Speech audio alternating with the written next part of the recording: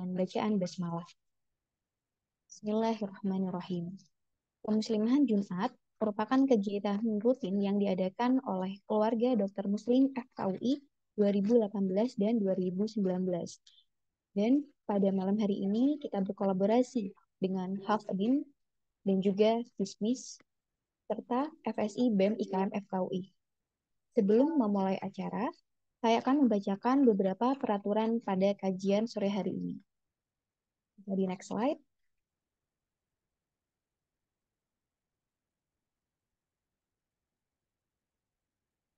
Lagi. Oke.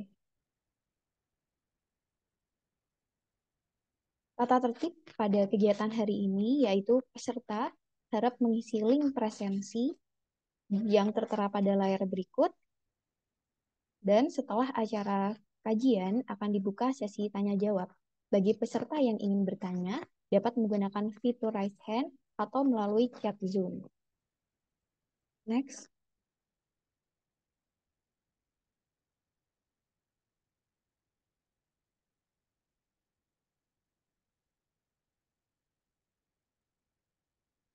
Berikut rundown kajiannya. Bisa dibaca, teman-teman.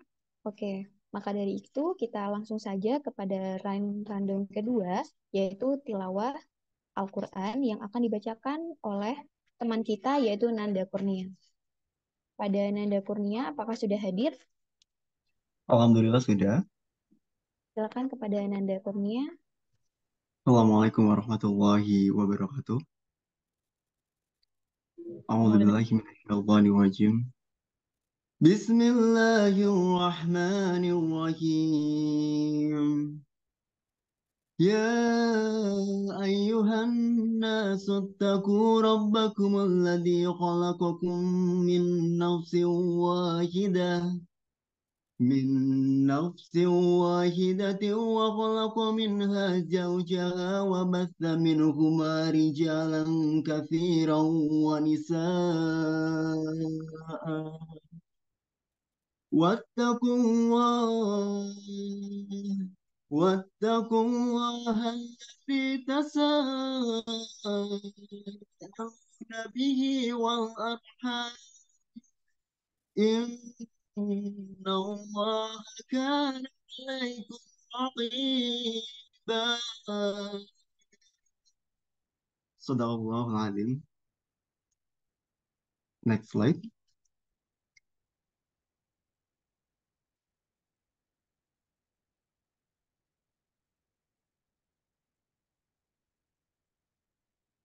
Next slide.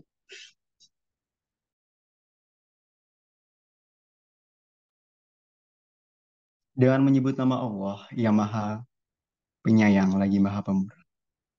Wahai manusia, bertakwalah kepada Tuhanmu yang telah menciptakan kamu dari diri yang satu, Adam. Dan Allah menciptakan pasangannya, Hawa, dari dirinya. Dan dari keduanya Allah memperkembangbiakan laki-laki dan perempuan yang banyak. Bertakwalah kepada Allah yang dengan namanya kamu saling meminta dan perihalalah hubungan kekeluargaan. Sesungguhnya Allah selalu menjaga dan mengawasi. Maha benar Allah dengan segala firman-Nya. Wassalamualaikum warahmatullahi wabarakatuh.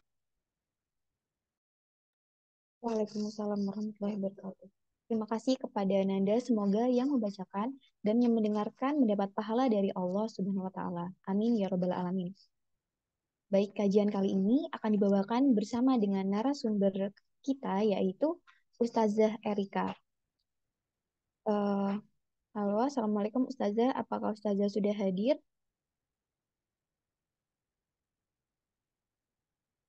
Oke, mungkin kita tunggu. Sembari kita menunggu, saya akan memperkenalkan narasumber kita ini. Beliau menempuh pendidikan S1 dan S2-nya di International University of Africa, Khartoum, Sudan. Dan beliau aktif sebagai dosen tafsir hadis di STIDDI Al-Hikam, Mampang, Jakarta Selatan. Beliau juga merupakan pembimbing haji dan umroh, serta tim asatizah di Daurat Tauhid, serta seorang daiyah dan owner Sabik Travel. pada teman-teman eh, diharap untuk menunggu narasumber kita dan kajian insya Allah akan dimulai sekitar pukul 19.45.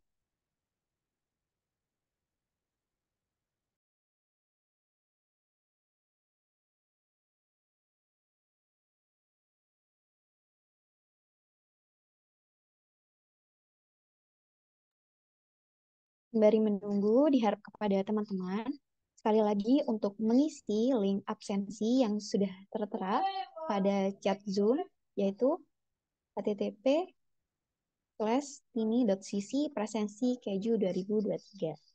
Terima kasih banyak.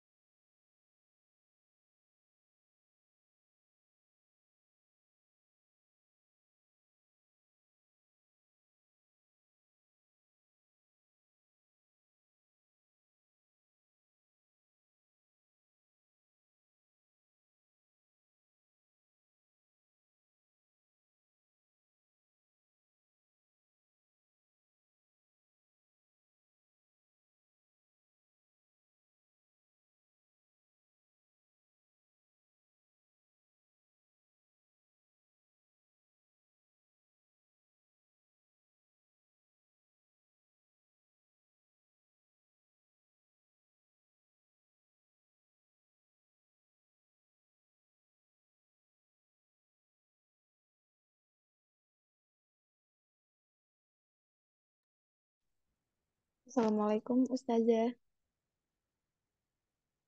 Waalaikumsalam warahmatullahi wabarakatuh. Sebentar saya cari ini dulu, cari headset. Ya, Baik Ustazah.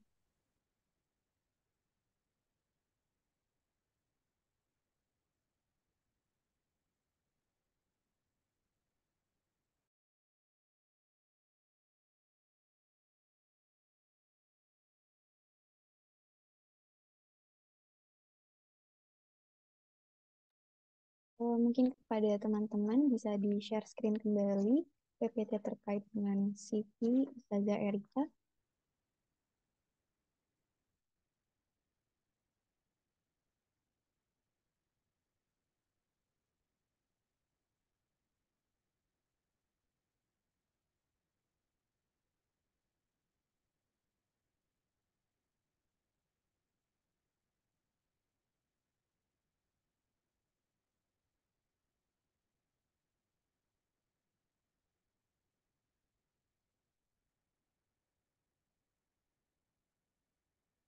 Oke, baik. Izin memperkenalkan kembali narasumber kita pada malam hari ini, yaitu Ustazah Erika Suryani Dewi. Beliau mengenyam pendidikan S1 dan S2-nya di International University of Africa, Khartoum, Sudan. Beliau merupakan seorang dosen tafsir dan hadis di STIDDI Al-Hikam, pembimbing haji dan umroh, serta tim asatizah Daurat Tauhid. Beliau juga seorang daiyah dan juga owner Sabik Travel. Ustazah, apakah sudah terpasang mikrofonnya, Ustazah? Ya, sudah. Alhamdulillah sudah. Assalamualaikum. Assalamualaikum, Ustazah. Waalaikumsalam warahmatullahi wabarakatuh. Bagaimana kabarnya, Ustazah? Alhamdulillah, aduh mohon maaf baru sampai rumah nih, baru baru Masya parkir. Allah. Iya, Alhamdulillah. Ustazah, tadi kami sudah membacakan tilawah ya. juga, memperkenalkan Ustazah juga melalui CV berikut ini. Mungkin acara selanjutnya yaitu kajian Ustazah. Mungkin Ya, waktu dan juga layarnya saya persilakan kepada Ustazah ya. ya, syukran. Saya minta izin untuk share PPT ya. Ustazah.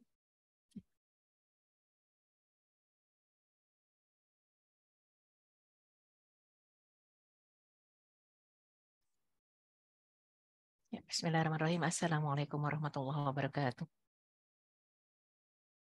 Alhamdulillah. Alhamdulillahilladzi hadana li hadza wa ma kunna linahtadiya laula an hadanallah. Allahumma shalli wa sallim wa barik ala sayyidina Muhammad wa ala alihi wa sahbihi ajmain wa man tabi'ahum bi ihsanin ila yaumiddin. Rabbi shrah li sadri wa yassir li amri wa hlul 'uqdatam min lisani yafqahu qawli amma ba'd. Alhamdulillah, ikhwah fillah rahimakumullah. Ini ada ikhwan ada akhwat ya. Hari ini insya Allah kita akan membahas fikih munakahat versi singkat dari yang lengkap ya. Karena aslinya sendiri kalau kita bicara daurah munakahat pelatihan pranikah itu ada 8 sesi sebenarnya. Ya 8 sesi itu 8 minggu, ya 8 pekan, seminggu sekali biasanya. Tapi nggak apa-apa karena ini mungkin prolog juga ya dari fikih-fikih yang ada kita rangkum jadi satu. Kita akan bahas dari ta'aruf hingga walimatul urs, tapi tidak membahas tentang peranan gitu ya, peranan uh, ibu dengan bapak, peranan suami dengan istri gitu ya, dalam rumah tangga dan juga kita tidak membahas tentang bab talak ya. Karena memang bab talak itu biasanya bab paling akhir yang dibahas. Jadi kita awal dari ta'aruf ya sampai walimatul urs. Ya, penting sekali kita memahami kalau kita bicara tentang fikih pernikahan, maka di sana ada hukum nikah. Ya, banyak orang yang karena mungkin tidak paham dengan hukum menikah, jadi agak ragu gitu ya, membujang atau menikah gitu. Karena nggak tahu menikah itu adalah sunnah Rasul, yang hukumnya ada 5.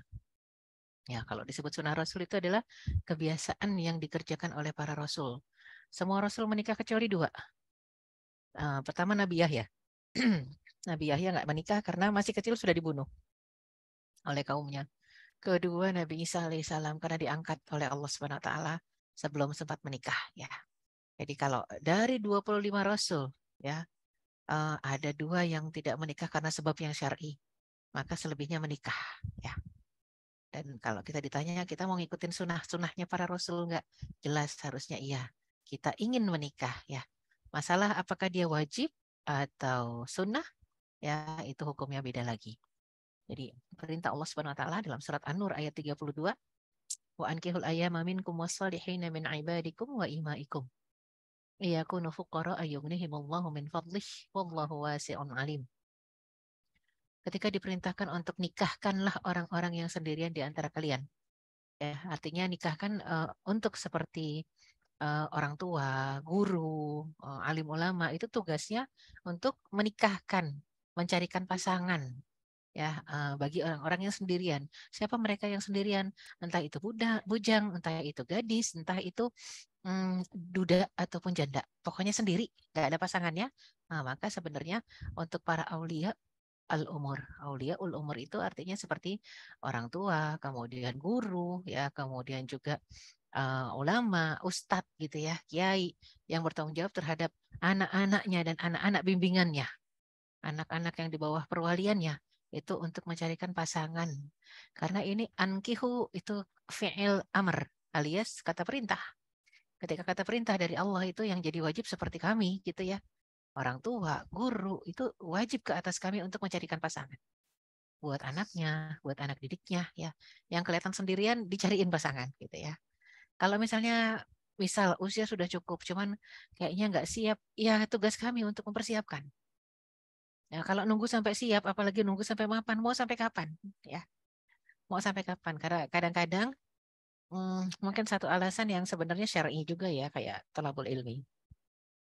Ingin belajar menuntut ilmu itu kan wajib ya. Itu fardu ain sifatnya ya. Sedangkan kalau menikah hukumnya 5. Ada wajib, ada sunnah, ada mubah, bahkan ada makruh dan haram. Sampai ke haram. Ada yang haram menikah.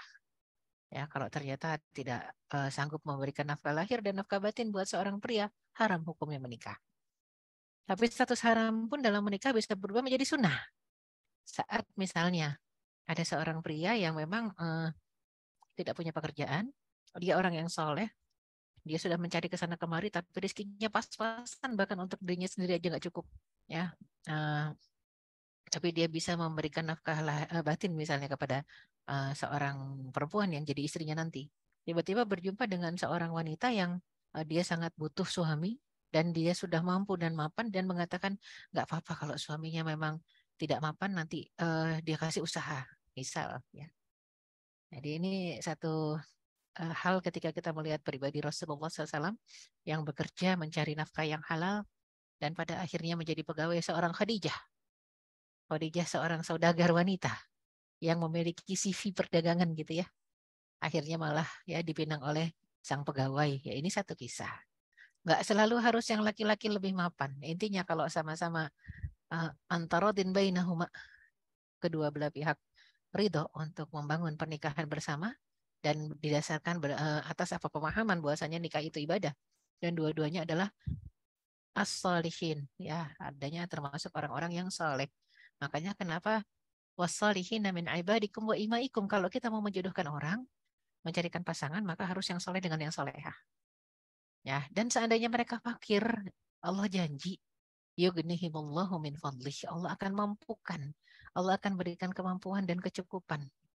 Kenapa? Karena karunia Allah maha luas ya. Wasi'un alim, maha luas pemberiannya dan Allah maha mengetahui ya.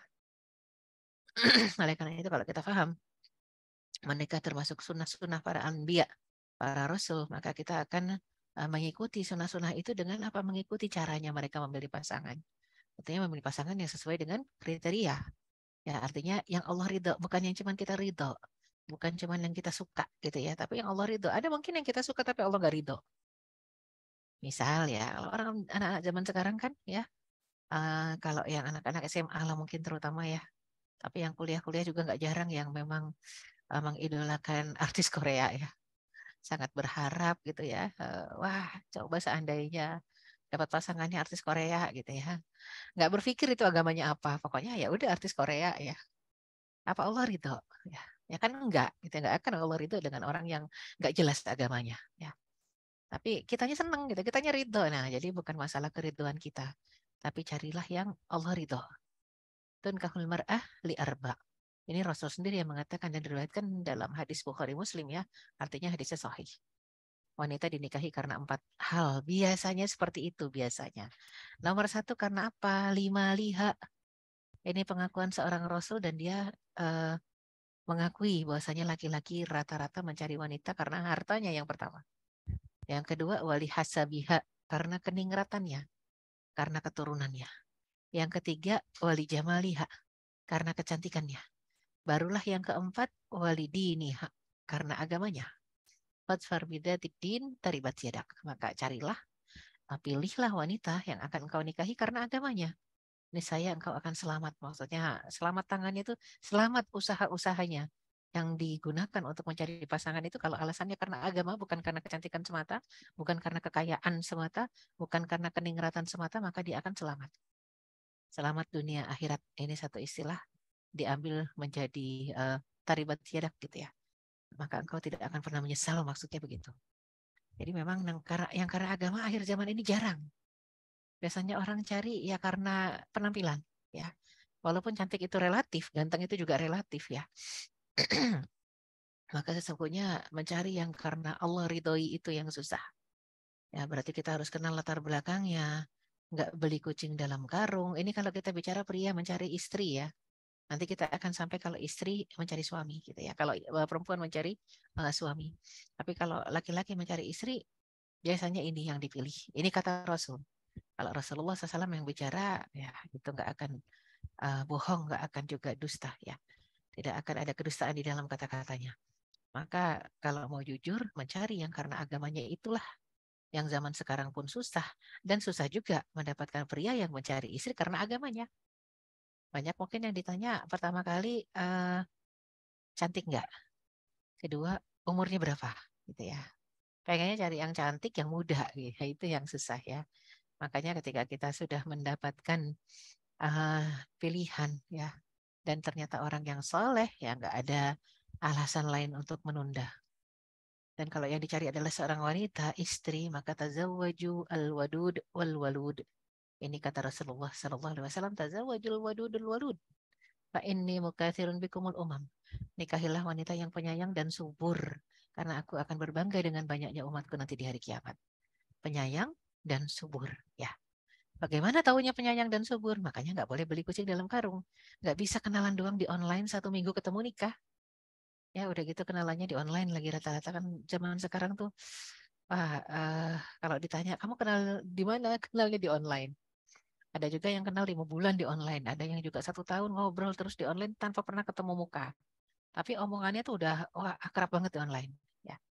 Ini yang repot zaman sekarang, tidak kenal backgroundnya, tidak kenal latar belakang orang tuanya siapa, ya, bagaimana kesehariannya, ya, tempat teman-teman bergaulnya seperti apa, tempat kerjanya juga di mana, gitu ya, pekerjaannya juga apa, ini harus jelas. Karena apa? Yang namanya menikah tadi, ya, tidak boleh asal pilih, asal suka, ya, akan tetapi harus ada alasan. Alasan dari kesalehan atau kesalehan, ya ada alasan masalah agama. Yang jelas faktor agama nomor 1. Agamanya udah sama, alhamdulillah. Cari alasan lain. Alasan lain apa? Barulah tadi disebutkan ada harta, ada kecantikan, dan ada keningratan. Artinya kalau bicara disebutkan tadi tentang hasab, hasab itu ataupun nasab, hasab dan nasab. Jelas orang tuanya siapa, ya. Artinya bukan masalah orang terkenal atau bukan. Tapi jelas si anak ini ngerti ada orang tuanya gitu ya. Dan orang tuanya dan keluarganya juga muslim dan muslimah. Nah, oleh karena itu disebutkan barang siapa menikahi seorang perempuan karena kemuliaan status sosialnya, maka Allah akan menambahkan kehinaan baginya, bagi si pria ini. Barang siapa yang menikahi seorang perempuan karena hartanya, maka Allah akan menambahkan kefakiran bagi si pria ini. Dan barang siapa yang menikahi perempuan karena kecantikannya, maka Allah akan menghinakan dan merendahkannya. Dan barang siapa yang menikahi perempuan demi menjaga pandangan, melindungi kemaluan, dan menyambungkan tali silaturahim dan kasih sayang, maka Allah akan melimpahkan barakah kepadanya dan kepada perempuan tersebut. Dan sebenarnya seorang perempuan yang buruk rupa lagi hitam kulitnya tapi solehah itu lebih baik ya dibanding yang mungkin cantik tapi nggak solehah gitu. Ini kan kita bicara konsep syariat. Yang zaman sekarang susah menerapkannya ke dalamnya ke saat-saat seperti ini ya, ke dalam masa ini atau zaman ini karena memang jarang ada yang milih yang pokoknya solehah gitu, jarang ya. Tetap yang enak dipandang biasanya begitu. Nah, jadi kembali lagi kepada takdir pada akhirnya ya. Kalau kita sudah berusaha, berikhtiar, udah berdoa juga, tapi ternyata Allah belum memberikan, berarti memang takdirnya. Nggak selalu yang akhirnya belum menikah itu adalah orang yang buruk rupa ataupun orang yang backgroundnya juga nggak baik, nggak selalu. Ada orang dari keluarga baik-baik, ya, berpendidikan, hafizah, cantik, tapi ya memang takdirnya belum mendapatkan pasangan, bisa, ya. Jadi pesan saya kalau sama akhwat, kalau udah ada yang datang melamar, ya, istikharahkan dulu. Jangan buru-buru menolak. Istikharahkan dulu. Hanya Allah yang tahu ini orang terbaik buat kita atau bukan. Jangan buru-buru menolak. Kan kadang-kadang ya dengan alasan, misal nih, kita perempuan-perempuannya sudah sekolah kedokteran dan juga memang sudah jadi dokter, ya. Lagi magang misalnya gitu, ya, lagi praktek praktek awal misalnya, ditugaskan ke pelosok. Nah, mungkin alasan kita, waduh, saya pengen cari dokter yang udah mapan gitu, ya. Nggak selalu dokter dengan dokter, nggak selalu hafizah dengan hafiz. Ya, ada kalanya hafizah dapatnya dokter, atau hafiz dapatnya juga dokter perempuan. Banyak yang seperti itu teman-teman saya, ya. Jadi memang ini satu standar yang memang kita buat. Seharusnya selain memang sekufu, sekufu memang standar yang diterapkan untuk para pria. Dalam artian apa? Seorang perempuan ketika mencari suami itu memang yang ideal adalah satu kufu, sekufu. Dalam artian apa? Kalau suami, para pria mencari istri nggak apa-apa, nggak sekufu, nggak ada standar sekufu. Artinya istrinya lebih di bawah dia nggak masalah. Tapi di bawah dalam sisi apa? Sisi pemahaman, pendidikan, dan sisi pemahaman agama tentunya, ya. Itu lebih di bawah istrinya nggak apa-apa. Tapi kalau seorang istri memang kata Rasulullah, kalau bisa cari yang sekufu prianya. Artinya yang kalau bisa pemahamannya lebih tinggi, pendidikannya juga begitu, ya. Kemudian agamanya lebih paham. Ini sebaik-baiknya. Kenapa? Karena dia akan menjadi qawwam, menjadi pemimpin dalam rumah tangga kita. Tapi ini kan idealnya. Realitanya nggak selalu seperti itu, ya. Jadi pernah ada salah seorang profesor, ya, mungkin juga pernah dengar ya namanya Profesor Zakiyah Darajat, ya. Dulu tuh pernah. Itu pada akhirnya menikah dengan drivernya, ya, di usia lanjut. Drivernya juga sudah lanjut usianya. Ini profesor yang Masya Allah profesor dalam bidang agama. Ya, karena sudah lanjut juga, sudah sepuh. Ternyata yang menyupiri selama ini setia banget, ya. Dari muda sampai sepuh juga, ya. Dan dua-duanya belum menikah. Lah kalau kayak begitu coba bayangkan, ya, untuk menunaikan satu tugas mulia, ya, melengkapi separuh dari agama, nisfuddin. Mengapa tidak? Ya, toh selama ini kemana-mana didampingi, bayangkan bukan dengan mahramnya. Akhirnya sebelum wafat, ya, beberapa tahun sebelum wafatnya itu menikah gitu, ya, dengan drivernya. Ini mengingatkan kita bahwasanya para ulama sendiri pernah mengatakan, bahkan Imam Syafi'i pernah mengatakan, seandainya aku tahu besok aku akan wafat dan hari ini aku belum menikah, maka malam ini aku akan menikah. Seandainya aku tahu besok akan wafat, ya. Tentunya ini lebih support kepada pria, ya, karena kan yang meminang pria. Ya, jadi bukan si perempuan ini yang desek-desek kayu dilamar, dilamar gitu, ya. Atau kalau sekarang kan nggak ditembak, ya nembak duluan, jangan, jangan. Kalau perempuan nggak begitu.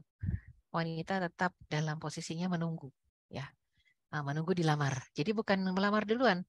Banyak orang yang membaca sirah sejarah salah paham tentang konsep Khadijah. Katanya Khadijah kan melamar Rasulullah. Oh, tidak, Rasulullah yang melamar Khadijah. Ya, jadi bukan Khadijah yang melamar Rasul, akan tetapi memang ada comblang yang syar'i di antara mereka, yaitu Nafisah. Ya, Nafisah ini sahabat Khadijah yang pernah bertanya kepada Khadijah, kenapa kamu nggak menikah lagi sih? Karena kedua-dua suaminya sudah wafat, ya. Ya, kenapa nggak nikah lagi sih? Kalau jadi pada prinsipnya ketika disebut wa ankihu, ya, nikahkanlah, itu fi'il amr, perintah, wa ankihul ayyama minkum. Nikahkanlah orang yang sendirian. Yang sendirian itu nggak cuma bujang dan gadis, janda dan duda itu juga diperintahkan untuk menikah lagi, ya. Cuman kan kadang-kadang kita suka namanya kultur, ya, kultur Indonesia, ya. Aduh, janda kok nikah sampai berkali-kali, suaminya meninggal kemudian nikah lagi, meninggal kemudian nikah lagi. Itu kalau di masyarakat Arab biasa. Ya, cuman kalau di masyarakat kita, ya, karena kalau di masyarakat kita itu kan kayaknya yang kayak gitu-gitu tuh tabu dibicarakan. Ya, seolah-olah yang udah nikah ya udahlah jangan nikah lagi gitu, ya. Padahal dalam Islam tidak seperti itu, ya. Karena menikah itu melengkapi separuh agama, maka semua orang pengen sempurna agamanya sebelum wafat. Itu semua orang yang paham agama pasti ingin menikah sebelum wafat, ya. Jadi konsep ta'aruf dalam syariat Islam adalah upaya mengenal dan mengetahui latar belakang dan kebiasaan calon suami atau calon istri dengan cara yang dibenarkan syariat. Yang dibenarkan itu seperti apa? Yang nggak berduaan pokoknya. Jadi kalau kita lagi ta'aruf harus siap diselidiki. Ya, mungkin orang itu akan bertanya, kamu kuliah di mana? Jurusannya apa? Atau kamu kerja di mana? Ya, ruang lingkup pekerjaannya apa? Ya. Dan teman-teman kamu siapa aja? Ya. Adik kamu berapa? Kakak kamu berapa? Kamu tinggal di mana? Itu harus tahu. Ya, jadi nggak boleh anti diselidiki, nggak boleh ya. Kamu kos di mana? Nah, barangkali kita pengen tahu interaksi dia dengan teman-teman satu kos seperti apa, gitu ya. Jadi cari tahu orang yang kira-kira kenal juga dengan orang yang mau kita nikahi ini. Jadi harus tahu latar belakang, ya. Makanya kenapa nggak boleh kenalan di online kemudian langsung nikah. Kenalan di online berapa bulan langsung nikah, padahal nggak kenal siapa-siapa yang mengenal orang tersebut, gitu ya. Nah, jadi memang penting untuk tidak beli kucing dalam karung. Ini pernikahan yang harus diniatkan seumur hidup. Kan banyak orang yang udahlah nikah aja, atau nanti kalau nggak cocok bisa cerai. Innalillahi wa inna ilaihi rajiun. Ada loh yang ngomong begitu ya. Toh kan kalau nggak cocok ada syariat cerai, cerai aja nanti kan bisa cari lagi yang lebih baik. Wah, ini dahsyat ya. Kalau nikah itu memang harus diniatkan untuk seumur hidup. Adapun perceraian itu satu solusi yang paling akhir ditempuh seperti amputasi. Kalau memang masih bisa diobatin, kenapa diamputasi gitu ya? Amputasi itu udah pilihan terakhir ya. Nggak boleh berduaan ketika ta'aruf, seorang wanita harus selalu dampingi mahram. Mahram itu siapa? Istilah mahram artinya orang yang haram dinikahi. Jadi orang yang haram kita nikahi siapa? Ada ayah, ada paman, ada abang, ada adik. Ya, maka dampingilah kalau mau misalnya pengen kenalan, mau ngobrol, ya jangan berduaan. Harus ada tadi. Ya mahram-mahram, siapa yang harus bawa mahram? Perempuannya, bukan laki-lakinya. Yang perempuan harus bawa mahram. Apakah mahram itu harus laki-laki? Tidak. Di dalam Islam mahram boleh perempuan. Ya kan sama-sama perempuan juga haram nikah ya, makanya disebut mahram juga.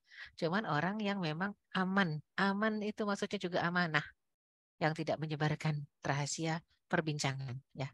Dalam artian kan karena kalau ta'aruf itu harus belak-belakan, ada aib-aib fisik yang tidak boleh disembunyikan. Mohon maaf saya pakai kaos kaki, sebenarnya jari saya cuma 4 misal ya. Itu harus dikasih tahu. Mohon maaf sebenarnya yang kalau kelihatan gigi gini senyum kelihatan semua. Sebenarnya ini palsu semua. Itu harus dikasih tahu gitu ya. Jadi memang tidak boleh disembunyikan aib fisik ya.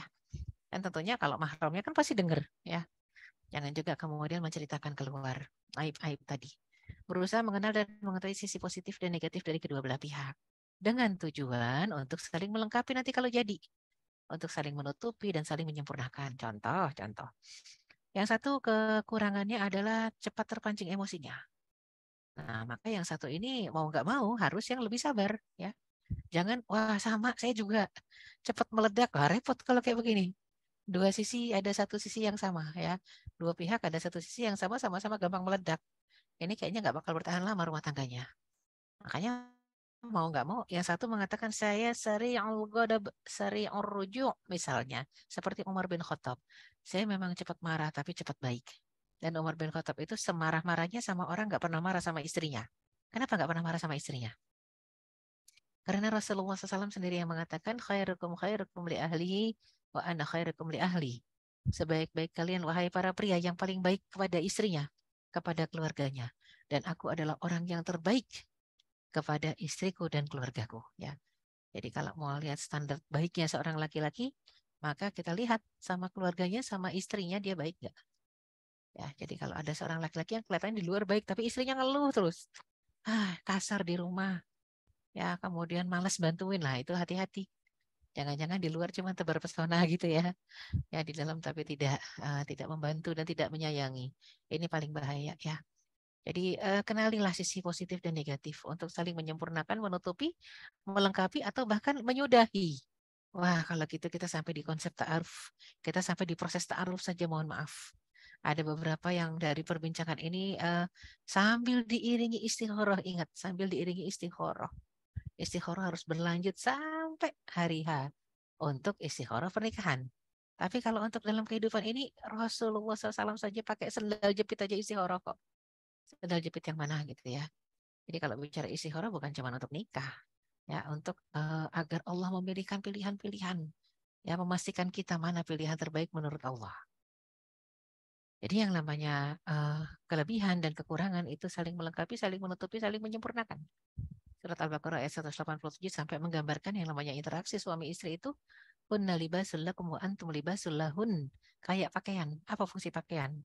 Yang mendinginkan dari rasa panas, menghangatkan dari rasa dingin, menutupi aib-aib dan menutupi aurat, ya, menutupi aurat. Itu fungsi pakaian. Jadi kita lihat tadi ya, secara ta'aruf itu adalah konsep saling mengenal, maka tidak boleh ada aib fisik yang disembunyikan oleh kedua belah pihak ya saat ta'aruf. Maksudnya aib fisik itu bukan berarti ditampakkan, diceritakan aja. Nggak harus ditampakkan, diceritakan ya. Kan ada satu mazhab Zohiri ya namanya ya, mazhabnya orang Syiah itu.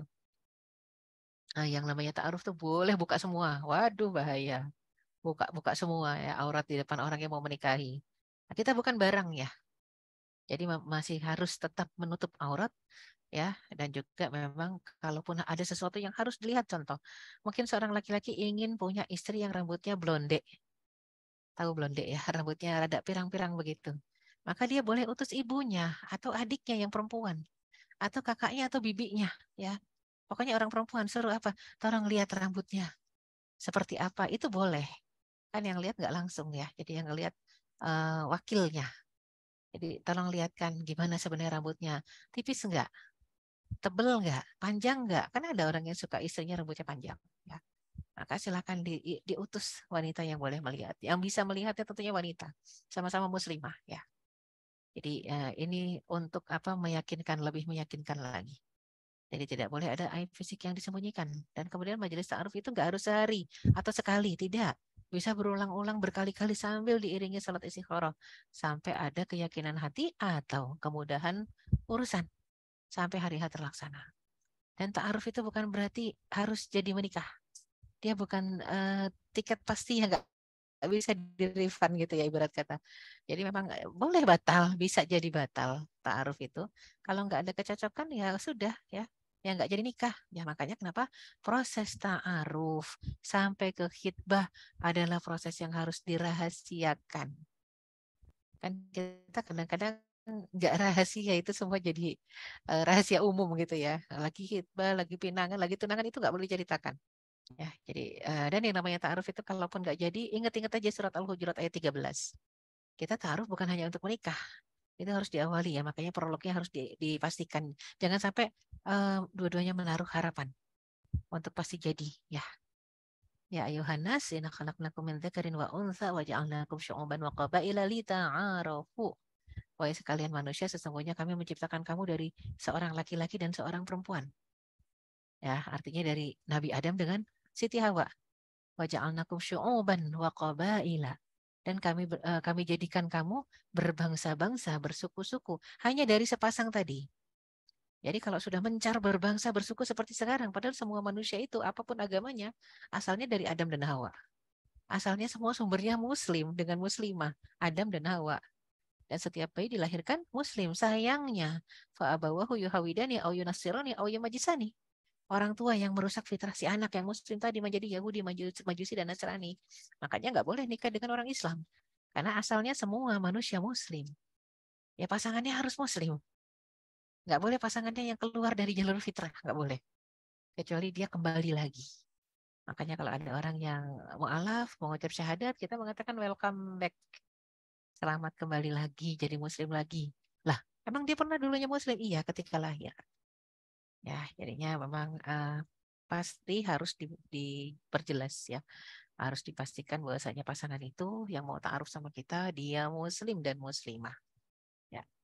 Nah, ta'aruf sekali lagi harus dirahasiakan dan bukan kartu jadi gitu ya.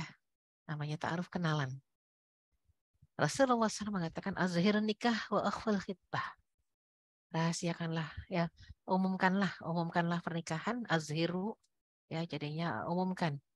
Kalau bisa memang bahkan nampakkan, perlihatkan kepada manusia ada pernikahan. Wa akhful khitbah, dan rahasiakanlah khitbah, pinangan. Kenapa kok harus dirahasiakan pinangan? Karena ternyata masih banyak yang punya slogan selagi janur kuning belum berkibar gitu ya. Masih ada harapan untuk meraih. Kalau sekarang bahaya, bukan begitu slogannya. Bukan nunggu janur kuning ya, belum berkibar masih bisa diserobot. Nah, sekarang lebih parah, ku tunggu jandamu. Wah, udah jadi milik orang aja masih ditungguin gitu ya. Itu yang repot. Nah, makanya ini yang kita khawatirkan, kenapa harus dirahasiakan? Karena Rasul sendiri yang mengatakan ista'inu ala injahil hawaiji bil kitman. Fa inna kulla dzi ni'matin mahsud. Ya, maka tolonglah dirimu sendiri agar hajat-hajatmu itu tercapai dengan merahasiakan urusan. Karena di setiap nikmat pasti ada yang hasad dan dengki. Ada yang hasad dan dengki yang pengen itu tidak terjadi, ya. Cinta ditolak dukun bertindak, repot ya. Makanya rahasiakan, ya. Nah, jadi ketika ta'aruf boleh mengutus keluarga terdekat untuk lebih mengenal calon pasangan masing-masing. Ya tentunya kalau dari sisi medis, Masya Allah ya harus cek check up juga ya. Check up medis juga karena kita nggak ngerti pasangan kita sehat nggak. Kalau zaman dulu gimana sih di masa Rasul? Ya ditanya aja udah jujur kan sakitnya apa, ya latar belakang penyakitnya apa, harus jujur kan. Ya kemudian juga apalagi kalau sekarang ya, wah itu penting sekali general check up. Kemarin juga ada teman yang memang ngecek sampai ke resus ya, kaget karena ternyata calon pasangannya yang laki-laki resusnya negatif, sedangkan si istri resusnya positif ya. Nah ini kan repot, suaminya kalau resusnya positif, istrinya negatif, anaknya ntar negatif ya. Nah ini kan ibunya positif, nah, ibunya akan susah ketika hamil. Kecuali siap. Saya punya teman karena dokter juga teman saya dokter, jadi anaknya 4 nggak ada masalah ya. Padahal resusnya negatif, ikut bapaknya, ikut suaminya. Jadi bapak si anak resusnya negatif. Bapaknya itu sepupu suami saya ya. Jadi memang kalau karena dia dokter ya dia tahu solusinya. Nyuntik rutin itu ya untuk agar bayinya bertahan. Kalau yang nggak paham, mungkin juga bukan orang medis, nggak ngerti, nggak ngecek resus, anaknya gugur terus sampai 7 kali keguguran terus. Ya, ya karena itu masalah resus tadi. Artinya sekarang karena teknologinya sudah canggih, ilmu pengetahuan kita juga sudah makin meluas, maka penting untuk mengecek dari sisi kesehatan. Bukan berarti harus nggak jadi, bukan. Asal tahu aja konsekuensinya dan cara menanganinya, gitu ya. Dan agar tercapai tujuan mulia pernikahan, maka nggak cuma sang suami sebagai pemimpin itu harus menambah keilmuan tentang rumah tangga, tapi juga dua-duanya, bukan cuma istri juga yang ikut daurah munakahat, suaminya enggak. Wah, repot kalau kayak gitu. Karena banyak orang yang berpikir cuma tugas laki-laki nyari duit. Oh, enggak cuma itu. Banyak ya tugasnya. Apalagi dia kawam, pemimpin dalam rumah tangga. Ya, maka tambah keilmuannya dengan apa baca-baca buku tentang rumah tangga Rasul, ya ikut kajian-kajian Islam, ya bagaimana agar membagi tugas yang jelas di dalam rumah tangga Muslim itu ada kewajiban suami, ada kewajiban istri, mempelajari profil rumah tangga Rasulullah SAW dengan para sahabat dan memaksa diri untuk tunduk patuh pada aturan syariat Allah. Ya banyak yang ngerti hukumnya secara teori, tapi untuk sampai praktek, kalau mau keluar rumah izin sama suami, nggak izin yang ada pemberitahuan. Jadi ini penting sekali untuk memahami ya standar di dalam Islam sampai kalau mau puasa sunnah aja harus izin, ya mau sholat sunnah juga kalau suaminya ada di rumah, ya maka sedang sholat sunnah dipanggil harus batalkan, ya ini kan fikih semua. Jadi taat dalam menjalankan perintah Allah dan taat meninggalkan larangan-larangannya. Ini ketika menikah harus sudah dibicarakan dari awal. Visi misi rumah tangga Islami itu harus sudah disampaikan. Nggak bisa beda visi misi, susah. Ya sampai ke masalah nanti masalah didik anak itu harus sudah dibicarakan. Jangan sampai sang istri pengen anaknya jadi hafiz dan hafizoh, suaminya nggak pengen anaknya jadi hafiz dan hafizoh. Sering kan terjadi pertengkaran. Istrinya pengen anaknya masuk pesantren, suaminya nggak pengen. Suaminya pengen anaknya masuk sekolah Kristen. Wah, repot gitu ya. Jadi bicarakan itu semua sejak pernikahan. Sejak ta'aruf sebelum pernikahan ya. Itu disampaikan, dibicarakan walaupun jauh kan ini masih bisa nggak jadi, tapi nggak apa-apa diomongin. Ya, jadi yang namanya menikah itu bukan perubahan sesuai keinginan pasangan, bukan. Bukan kamu harus seperti yang aku minta dan aku harus berubah seperti yang kamu minta. Oh, enggak ada begitu. Yang namanya pernikahan itu membangun rumah tangga, prinsipnya cuma satu. Kita artinya saya dan kamu harus berubah seperti yang Allah minta. Nggak bisa, saya sukanya begini, kamu sukanya begitu. Ya udah kita masing-masing aja, nggak bisa gitu. Saya suka begini, kamu suka begitu, Allah sukanya gimana? Kalau ternyata kedua sukaan tadi, ya sukanya saya dan sukanya kamu, dua-duanya tidak bertentangan dengan sukanya Allah, ya kita masih bisa jalan bareng ya. Suaminya pengen makanan manis, istrinya pengen makanan pedas. Nggak ada yang dosa dua-duanya. Ya udah kalau masak buat dua rasanya. Yang satu manis, satu pedas gitu ya. Nggak harus, kamu sekarang harus pedas kayak saya. Enggak. Atau harus manis ya, saya harus berubah. Nggak begitu, rumah tangga tuh nggak saklek begitu. Tapi yang jelas harus sesuai keinginan Allah Subhanahu wa Ta'ala yang menciptakan kita dan yang membuat syariat. Ya. Dan memang yang namanya rumah tangga sakinah mawaddah rahmah itu nggak akan tercipta kalau cuma satu orang yang mengusahakan. Maka harus ada uh, orang-orang yang berkepentingan. Di antaranya adalah suami, istri, dan semua orang yang tinggal dalam satu rumah. Ya, itu menciptakan suasana tenang, sakinah, mawaddah, cinta, dan rahmah, kasih sayang. Nah, penting kalau misal nih, ta'arufnya sudah positif, istikharahnya sudah keluar dengan keyakinan hati dan kemudahan urusan, nggak harus mimpi ya. Nah, ya sudah, kalau sudah begitu sepakati. Kapan kita akan menikah? Jangan lama-lama. Dari ta'aruf ke khitbah 5 bulan. Dari khitbah ke nikah 5 tahun, itu kelamaan. Ya, jadi kamu harus nunggu saya selesai kuliah. Baru nikah, jangan ya. Pernikahan dan perkuliahan itu nggak tabrakan. Bisa bareng ya. Asal dua-duanya satu visi, satu misi. Ya. Rukun nikah, wali nikah dari pihak calon istri harus ada. Laki-laki nggak perlu wali nikah. Laki-laki datang sendirian aja boleh kok ya. Tapi yang santun memang datang bersama keluarga. Tapi tidak pakai wali nikah karena wali nikah itu yang dibutuhkan oleh perempuan. Kedua adanya mahar. Maharnya mahar musul.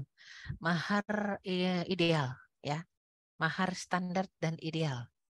Mahar itu nggak harus seragam kayak di Indonesia. Seperangkat alat sholat lah kok mahar seragam. Enggak ya. Mahar itu ada nilai ekonomisnya harus. Saksi 2 orang yang adil. Muslim yang adil. Kalau wali cukup muslim. Tapi kalau saksi muslim yang adil. Dan harus ada akad nikah di satu tempat antara wali dengan calon mempelai pria. Nggak bisa pakai ini ya, video call nggak bisa. Ya, jadinya kalau mau nikah itu harus satu tempat antara wali dan mempelai pria. Kalau ternyata dipisahkan oleh jarak, luar negeri, cari wali hakim atau wakil mempelai pria, ya bisa diwakilkan. Ya, itu kalau memang nggak mungkin satu tempat. Ya, wali nikah Muslim sebisa mungkin orang tua kandung mempelai wanita. Nah ini lagi-lagi di Indonesia suka miris kalau melihat dan menyaksikan pernikahan. Bapaknya ada, bapaknya bilang sama penghulu, bisa nggak Pak, tolong dong nikahkan anak saya. Lah itu fungsinya bapak sebagai apa? Ya, bapak itu tugas utamanya adalah menikahkan. Kalau yang namanya penghulu itu cuma tukang catat, nggak ada dia masuk dalam rukun nikah. Tapi kadang-kadang penghulu ya ditungguin gitu ya. Padahal kalau dia mau terlambat jam berapapun datang silakan. Nikahnya harus berlanjut ya, berlanjut dan dipercepat. Itu pernikahan. Ya. Harus dipercepat, nggak usah nungguin penghulunya. Ada penghulunya bisa jam 10. Tapi kita bisanya kumpul jam 8. Ya sudah nikah dulu. Nanti kalau dia datang, singkat sampaikan, Alhamdulillah ini walinya, itu saksinya 2 orang. Ya. Dan sudah terjadi pernikahan, Bapak tinggal datang, catatan, udah selesai. Habis nyatat pulang dia. Ya. Jadi penghulu itu cuma tukang catat, tidak masuk ke rukun nikah. Jadi kadang-kadang di Indonesia tuh kayaknya nggak sah nikah tanpa penghulu. Oh tidak ya, tetap sah. Penghulunya mau datang terlambat nggak masalah. Nah, sampaikan saja kami akan ada pernikahan jam sekian. Nah, jadi boleh wali hakim jika tidak ada wali utama. Jadi boleh diwakilkan ya dengan sepersetujuan wali utama. Nah, jadi ini penting buat kita untuk memahami wali nikah itu siapa.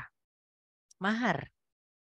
Mahar standar harus punya nilai ekonomis, tidak boleh semata maknawi ya.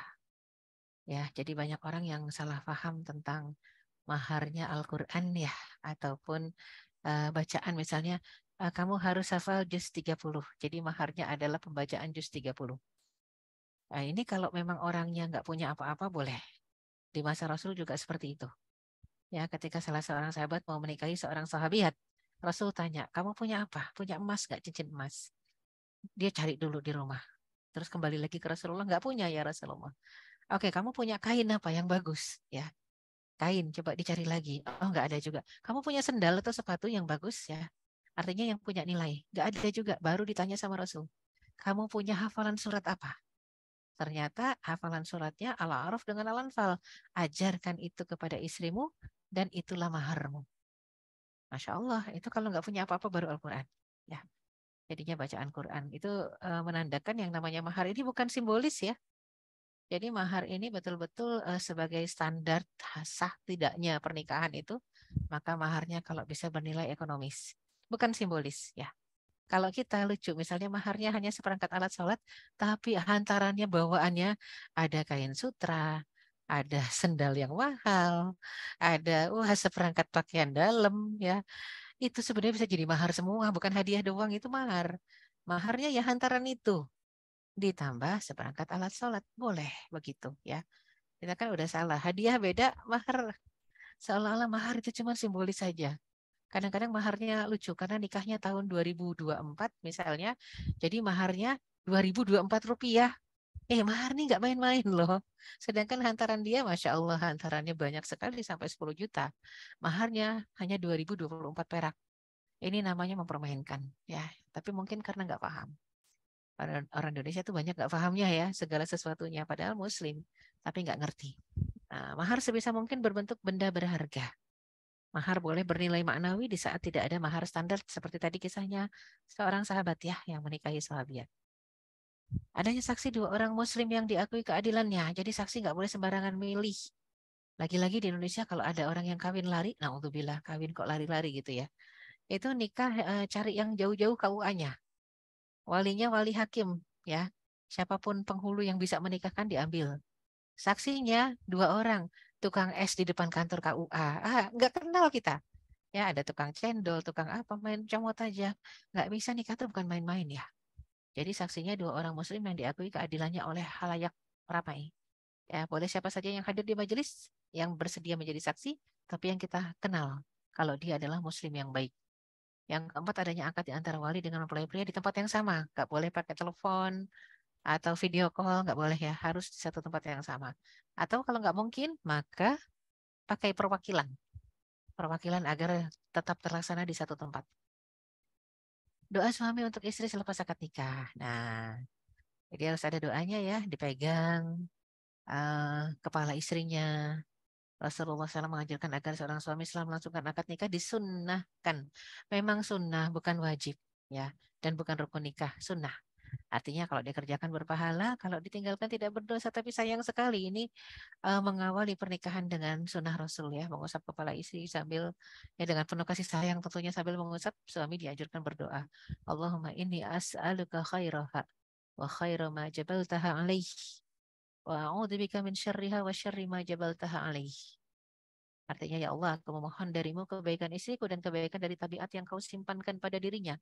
Dan aku berlindung kepadamu dari keburukan istriku dan keburukan tabiat yang kau simpankan pada dirinya. Ya, ini hadis riwayat Ibnu Majah dan Abu Dawud. Nah, kemudian ini nggak masuk rukun nikah sebenarnya yang kelima, karena rukun nikah cuma 4 tadi ya sampai akad nikah. Tapi ada sunnah nikah yaitu walimah. Definisi walimah berkumpul untuk kenduri, makan bersama. Kalau dalam pernikahan namanya walimatul ursh. Kalau dalam kalau kita sering dengar ya, ada keberangkatan untuk pergi ke satu tempat yang jauh, maka ada walimatus safar. Ya, walimatus safar itu bukan cuma mau haji dan umroh ya. Mau musafir kemana saja yang agak lama, itu disunahkan ada walimah.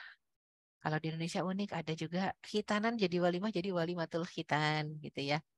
Jadi ada juga walimah-walimah itu banyak, artinya apa? Berkumpul kenduri, minta barokah ya dari eh, keberhasilan atau kesuksesan atau kesenangan, kebahagiaan yang ada. Makanya ada walimah.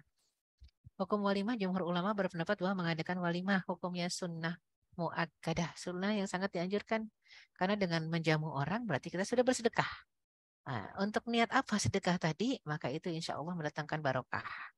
Ya kalau kita berniat memang semoga dengan sedekah ini pernikahannya jadi barokah, itu sampai niat tadi. Ya, anak yang dikhitan jadi soleh, itu juga sampai niat tadi. Mau musafir agar perjalanannya selamat, dimudahkan, itu juga sampai niat tadi dengan menjamu orang ya. Jadi hukumnya sunnah. Walimatul urs diadakan, dilaksanakan bersamaan dengan akad atau setelahnya. Walaupun setelahnya mungkin 1 bulan kemudian nggak masalah. Tergantung kebiasaan, tradisi, dan kelapangan sahibul hajat. Karena ada kalanya sudah akad nikah tapi belum lapang rezekinya, maka boleh ditunda walimahnya. Sifatnya fleksibel asalkan tidak bertentangan dengan syariat. Ya. Hukum menghadiri undangan walimah. Jadi menghadiri undangan seorang muslim hukumnya wajib dengan syarat tidak ada fenomena maksiat di dalam acara tersebut. Ya, ingat wajib bagi seorang muslim untuk hadir kalau yang mengundang pertama Muslim. Ya, jadi kalau ada undangan dari non Muslim nggak wajib hadir, tidak ada kewajiban. Jadi kewajiban itu hanya hadir kalau undangannya dari sesama Muslim. Ya, undangan dari sesama Muslim wajib hadir, itu pun dengan catatan tidak ada fenomena maksiat dalam acara tersebut. Ya, wajib bagi seorang Muslim untuk berbahagia saat saudaranya sesama Muslim bahagia, dan wajib ikut serta menunjukkan perhatian dan menyenangkan hati yang mengundang. Ya. Dan jika seorang di antara kalian diundang untuk menghadiri walimah, maka hendaknya menghadirinya. Ini hadis Bukhari Muslim ya. Siapa yang sengaja tidak menghadiri walimah atau undangan sesama Muslim, maka dia telah bermaksiat kepada Allah dan Rasulnya. Wah, hadisnya Bukhari Muslim berarti sahih ya. Jadinya sahih sekali ini kalau kita lihat. Saya sampai jam berapa nih? Ya, sebentar lagi ya. Kemudian seandainya aku diundang ke jamuan yang menunya hanya kaki kambing, kaware ya.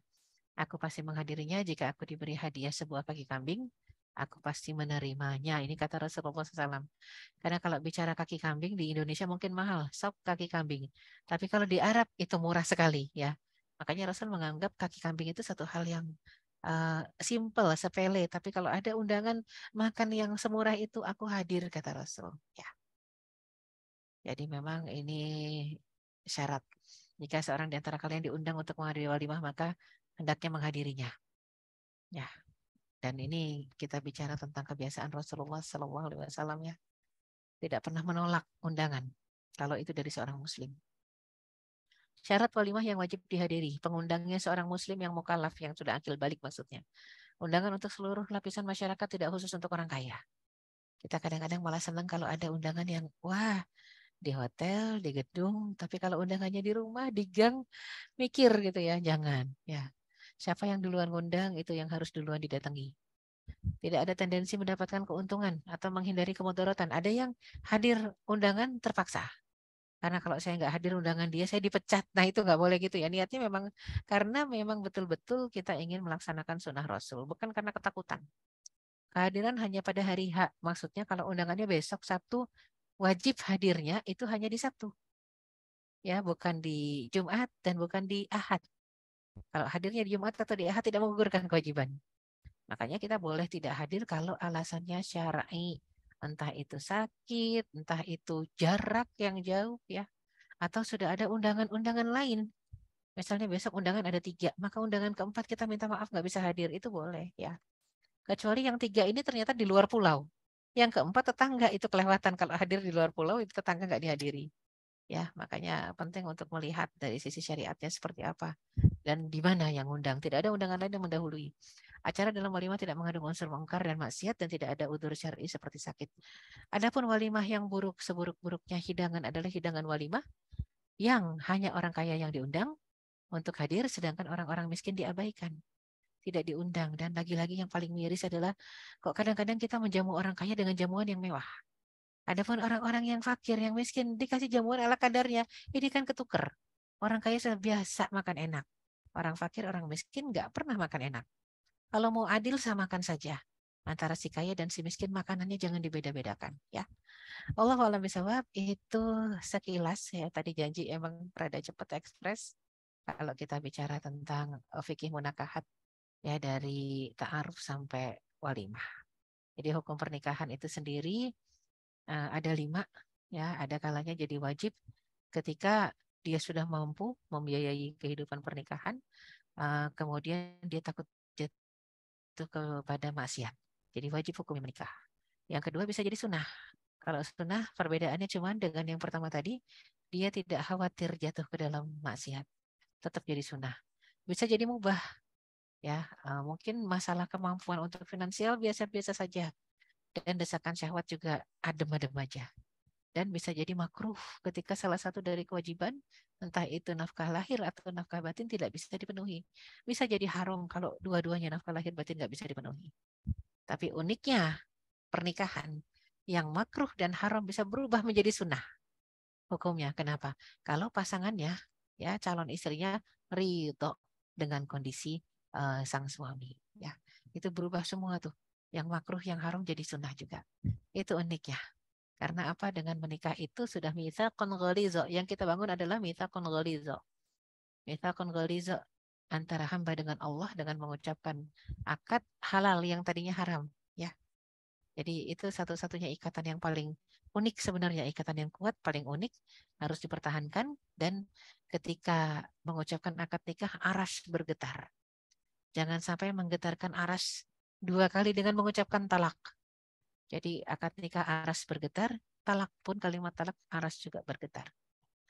Wallahu a'lam bishawab. Aku qouli hadza wa astaghfirullah li wa lakum. Wa'afu minkum wabillahi taufiq wal hidayah. Wassalamualaikum warahmatullahi wabarakatuh. Waalaikumsalam warahmatullahi wabarakatuh. Terima kasih banyak Ustazah Erika. Selanjutnya kita masuk ke sesi tanya jawab Ustazah. Bagi Ya, mangga. teman-teman yang ingin bertanya, dipersilakan untuk bertanya melalui chat Zoom ataupun langsung raise hand. Dipersilakan kepada teman-teman.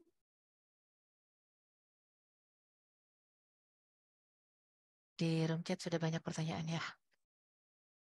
Baik, ada 3 penanya Ustazah. Mungkin Ya. dari penanya pertama dulu kepada Tri Hasworo. Dipersilakan. Baik, terima kasih. Assalamualaikum warahmatullahi wabarakatuh, Bu Ustazah. Waalaikumsalam warahmatullahi wabarakatuh. Sebelumnya perkenalkan, nama saya Bagas, sekarang sedang berkuliah di Jerman. Dan saya ada suatu pertanyaan Ibu Ustazah terkait dengan tema hari ini. Yaitu, kapan sih Bu Ustazah seorang pria itu bisa dikatakan siap untuk melamar seorang perempuan gitu Bu Ustazah? Soalnya sekarang itu kriteria dari kesiapan itu dengan keadaan modernisasi sekarang sepertinya sudah semakin rumit gitu Bu Ustazah. Kayak misal yang cowok ini harus S2 dulu, harus punya materi seperti ini, seperti itu gitu Bu Ustazah. Dan dengan keadaan ini akhirnya yang membuat cowok-cowok itu akhirnya mengundurkan diri dulu gitu untuk bertarung lah ibaratnya Bu Ustazah untuk mendapatkan pujaan hatinya gitu. Mungkin itu sih Bu Ustazah pertanyaannya. Terima kasih banyak. Sami-sami ya. Satu-satu Mbak Hovifah ya. Ya, Ustazah, mungkin bisa Ya. dijawab terlebih dahulu Ustazah. Ya. Ya, jadi tadi pertanyaan dari Mas Bagas ya. Kapan standar bisa disebutkan kalau dia itu mampu? Ya, kalau dalam Islam tadi standarnya orang sudah boleh menikah, masuk ke dalam 5 hukum nikah itu. Pertama, akil balik, jelas. Akil balik dia, kalau belum akil balik gak boleh nikah. Akil balik. Yang kedua, dia sudah mampu menghidupi dirinya dan nanti orang yang ada dalam ya ikatan pernikahan dengan dia. Ya. Artinya istrinya. Nah, ini bicara masalah menghidupi, makanya yang namanya ta'aruf itu belak-belakan ya. Artinya disampaikan, saya penghasilannya sekian. Saya pernah menjadi wasilah ataupun mediator ya dari orang yang ta'aruf itu. Masya Allah, prianya itu bertanya kepada sang calon istri, kamu biasanya sebulan ini 20 tahun lalu ya, dalam sebulan itu kebutuhan kamu berapa? Ya, ditanya dia. Terus udah dikasih tahu sama sang istri. Kemudian ditanya lagi, kalau nanti punya anak 1 kira-kira kebutuhan kamu berapa? Kalau nanti punya anak 2 kira-kira kebutuhan berapa? Ya, ini jangan kaget, suaminya bukan orang kantoran ya, suaminya adalah seorang wira swastawan. Dan uniknya si calon istri ini punya orang tua dua-duanya PNS, ASN ya, yang kasih standar. Bapak dan ibunya nggak mau nanti punya menantu yang bukan ASN. Harus yang ASN. Itu memang berat standarnya ya. Tapi Masya Allah, sekali lagi pria ini tahan banting. Yang lain-lain pernah sudah maju ke akhwat ini dan ditolak mentah-mentah. Pas sudah tahu bukan ASN ditolak, bukan ASN ditolak. Nggak ngerti kenapa, amalannya apa ya. Yang pria ini memang mungkin bukan cuma semata berani ya, mungkin kedekatannya, zikirnya dengan Allah kita nggak ngerti, dan memang mungkin juga jodoh. Karena memang jodohnya lah ya, segala sesuatu bisa terjadi. Dia maju, padahal si perempuan udah mengatakan orang tua saya hanya mau menerima ASN ya, PNS gitu ya, cuma mau terima PNS, tapi ternyata dia mengatakan Bismillah, kalau ditolak ya udah bukan jodoh. Ternyata orang tuanya Masya Allah berlapang dada, mengajak dialog, dan semua pertanyaan dari sang calon mertua ini terjawab, diterima. Padahal wira swastawan ya.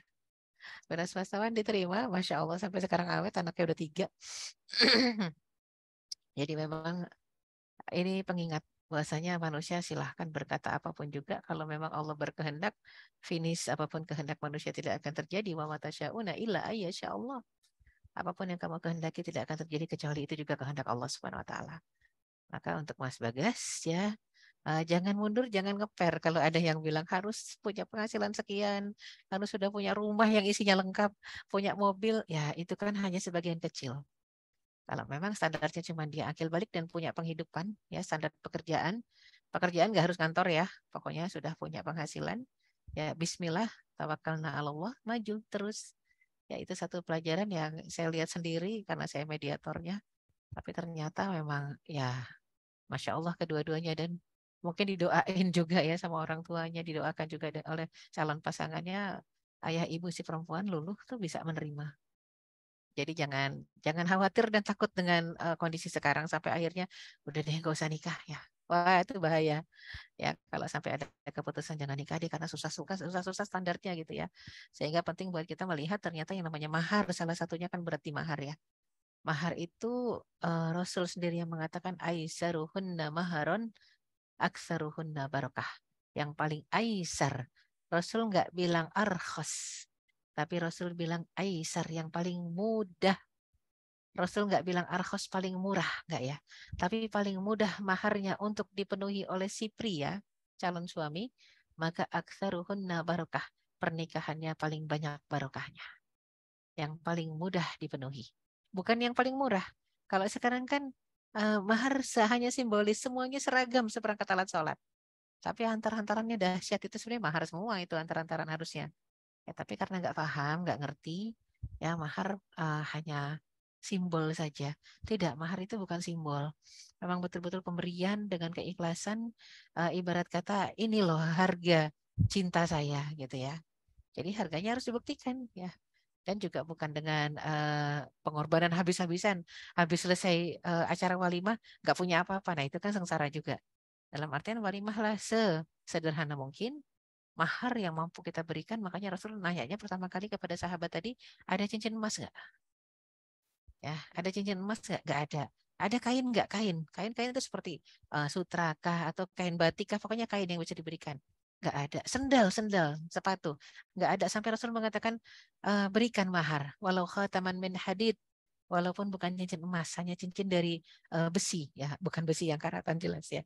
Jadi cincin dari mungkin kalau sekarang dari platinum kah, ya, cincin dari perak kah, pokoknya walaupun cincin dari besi berikan. Ternyata si laki-laki nggak punya apa-apa, baru ditanya hafalan Quran. Jadi seperti itu ya, maju terus, pantang mundur, jangan kalah sebelum berperang ya. Wallahu a'lam bishawab. Terima kasih banyak di Ustazah. Sami-sami. Baik, apakah jawaban dari Ustazah sudah cukup atau ada follow up question dari Mas Trihasmoro ini? Dari Mas Bagas ya, Mas Bagas. Oke. Sebenarnya ada tambahan nih Mbak Khofifah. Monggo. Jadi gini sih Ustazah, kayak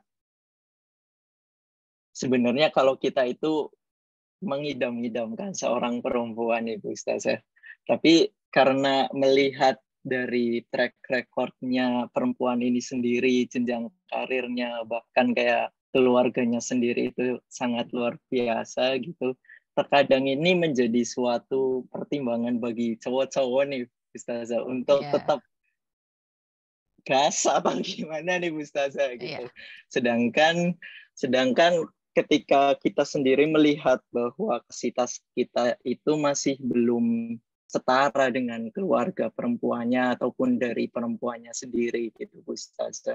Kalau menanggapi hal semacam itu bagaimana gitu Ustazah? Ya. Udah dicoba belum maju? Jadi jangan ketakutan duluan, harus coba dulu, tanya dulu lah. Belum ketemu, jangan kira-kira aja ngelihat dari jauh. Ini kayaknya yang perempuannya udah keluarganya kaya raya, ya kemudian aktivitasnya ditambah lagi juga jenjang karirnya. Jangan lihat gitu dulu ya. Tadi saya sempat contohkan satu ya, Profesor Zakia Darajat itu, profesor dokter lah. Akhirnya jadinya qadarullah sama drivernya. Ya sama drivernya sendiri. Karena suatu saat memang kita butuh teman, butuh pendamping untuk ngobrol, yang setia nganterin kemana-mana. Nah ya drivernya gitu ya. Jadi memang kalau pada akhirnya itu yang ditakdirkan, ya nggak semua takdir itu sama. Artinya jangan mundur dulu, jangan kalah sebelum berperang. Dan kemampuan saat ini misal Mas Bagas kemampuannya hanya ngasih cincin 5 gram misalnya. Nanti sampaikan ketika datang saya cuma punya kemampuan segini. Tapi itu juga karena standar penghasilan kita. Tapi kalau standar penghasilan kita bisa memberikan 10 gram dan kita hanya ngasihnya 5 gram itu yang kelewatan. Ya, berarti itu pelit istilahnya. Ya, jadi memang tidak boleh kitanya sendiri yang membatasi. Ketika kita mampu memberikan yang terbaik, berikan yang terbaik. Tapi yang terbaik itu kan standar masing-masing orang beda, termasuk dari masalah kemampuan. Nah, jadi jangan kalah sebelum berperang, jangan mundur dulu ketika hanya melihat tampilan luar ya. Banyak kok yang solehah-solehah yang ternyata juga bersedia dengan mahar yang ringan karena kemampuan yang prianya terbatas. Saya pernah dulu ketika di Afrika ya, itu mendapatkan satu kisah seorang wanita muslimah solehah datang ke masjid ya setelah salat zuhur. Dalam satu riwayat disebutkan setelah salat Jumat gitu ya. Datang dan dia minta baru selesai itu jamaah pria baru assalamualaikum assalamualaikum langsung si wanita ini datang menjumpai imam masjid mengatakan tolong diumumkan barang siapa yang berminat menikahi saya siap. Kata sang imam, kenapa carinya di masjid? Ya, kata si wanita, hanya di masjid. Insya Allah jaminan orang yang soleh ada. Jadi si wanita berdiri di samping imam. Imam itu yang mengumumkan siapa yang bersedia menikahi wanita ini. Ya, jadinya barang siapa yang bersedia silakan menikahi wanita ini siap untuk menjadi istri. Insya Allah istri soleha. Ternyata nggak ada yang angkat tangan, nggak ada yang nunjuk tangan. Akhirnya si wanita mengatakan mungkin bukan di sini jodoh saya pamit pulang. Dan ada satu orang yang nyelinap ngikutin dari belakang ya mau tahu si wanita ini datang naik apa ternyata naik mobil Mercy ya akhirnya si laki-laki ini bergegas menuju sang imam mengatakan bilangin ke perempuan tadi saya siap ya si imam tadi langsung mengejar perempuan tadi ini ada laki-laki yang siap menikahi ya, si perempuan tahu karena orang sudah melihat dia pakai Mercy makanya ada yang mengatakan saya siap menikahinya ternyata kata si perempuan itu mohon maaf penawaran hanya berlaku di dalam masjid tidak di luar masjid ya. Jadi masih banyak orang-orang solehah yang mencari orang yang soleh, tidak berdasarkan harta. Jadi jangan putus asa, dicoba aja dulu. Jangan belum nyoba sudah membuat kesimpulan ya. Nanti Allah marah karena itu suuzon namanya. Wallahu a'lam bishawab ya. Terima kasih banyak Ustazah atas Sami-sami. jawabannya. Dari Mas Bagas, bagaimana Mas Bagas? Alhamdulillah terjawab. Terima kasih banyak Bu Ustazah, Mbak Sami-sami. Hovifah. Minta doanya gitu Ustazah. Amin, amin. Insya Allah didoakan. Dan yang pria jangan takut ditolak ya. Maju terus pantang mundur ya. Artinya mati satu tumbuh 1000 itu harusnya kalau pria punya prinsipnya begitu. Ya, jadi jangan takut ditolak. Bismillah ya. Baik, selanjutnya ada peserta Sarah. Pada Sarah dipersilakan. Assalamualaikum warahmatullahi wabarakatuh. Waalaikumsalam Selamat warahmatullahi malam, wabarakatuh. Ustazah. Ya, mangga. Perkenalkan, saya Sarah. Izin bertanya terkait istikharah. Ya. Sepengetahuan saya sejauh ini tuh dengan istikharah untuk hal apapun ya Ustazah ya. Ya, betul. Apabila dilakukan dengan bersungguh-sungguh tentunya kita dipastikan akan mendapatkan jawabannya. Di mana sepengetahuan saya juga jawabannya itu bisa melalui 3 jalur. Ada yang mimpi, kecenderungan hati, ataupun informasi. Nah, pertanyaan saya, apakah jawaban yang diberikan itu pasti dipahami oleh manusia yang bersangkutan gitu? Apakah kita sebagai manusia udah sholat bersungguh-sungguh, oh sadar nggak nih ini jawabannya sebenarnya udah dikasih atau belum gitu kan?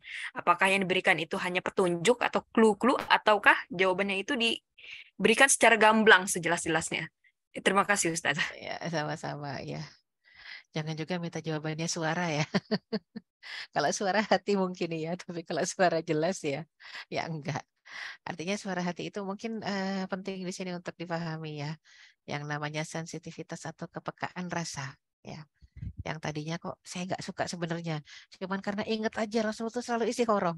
Sebenarnya ngelihat yang laki-laki nggak esrek entah karena apa, entah mungkin tampangnya atau memang tidak ada kecenderungan hati, tapi ternyata begitu istikharah, lah kok jadi srek ya? Lah kok jadi mudah juga prosesnya? Udah, mungkin itu jawaban istikharah. Kan kita nggak boleh denial ya. Sebenarnya sudah cenderung, tapi saya pengen tunggu yang lain yang kayaknya gajinya gedean kan nggak boleh. Ya apa yang sudah dimudahkan oleh Allah terima aja. Belum tentu datang 2 kali kesempatan itu. Dan intinya nggak mungkin ada takdir yang salah. Oh sebenarnya nih harusnya nggak sama dia nih.